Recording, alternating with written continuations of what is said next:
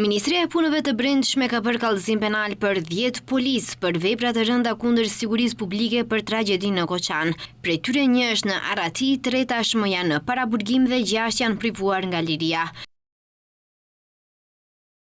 Të dyshuarit si persona zyrtari kanë mundësuar personit juridik klasik Doel Koçan marrjen e licencës për kryerjen e veprimtarisë hotelerike kabare pulse në Koçan në mënyrë që nuk kanë vepruar konform rregullave për masat mbrojtëse dhe nuk kanë kryer kontroll të plot para dhënies së pëlqimit pozitiv për dhënien e licencës së kabares, me çka rrezikuan jetën e njerëzve në vend ku grumbullohet një numër i madh njerëzish.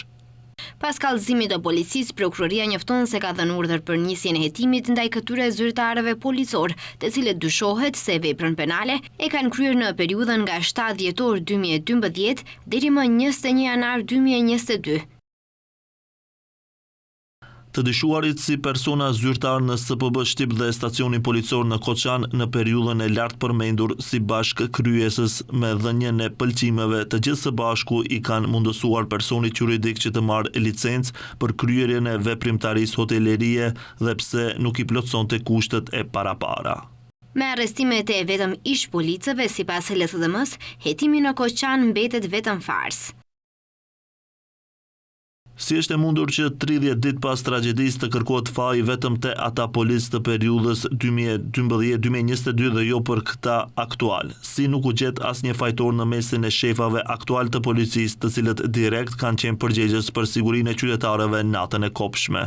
Arrestimet BDI quan të paligjshme dhe sipas tyre ato janë turp për sistemin e drejtësisë dhe një tjetër dëshmi për drejtësinë selektive që po shndrohet në vegël për përballje politike. Bëhet fjalë për persona që sipas të gjitha mendimeve profesionale dhe akademike nuk kanë asnjë lidhje me tragjedinë, por megjithatë mbahen në paraburgim, ndërkohë që përgjegjësit të mbrojtur nga struktura në pushtet mbeten të paprekshëm. Institucionet kompetente bëjnë me dije se po vazhdon procedura parahetimore për, siç thonë, zbulimin e personave të rinj të involvuar në këtë rast.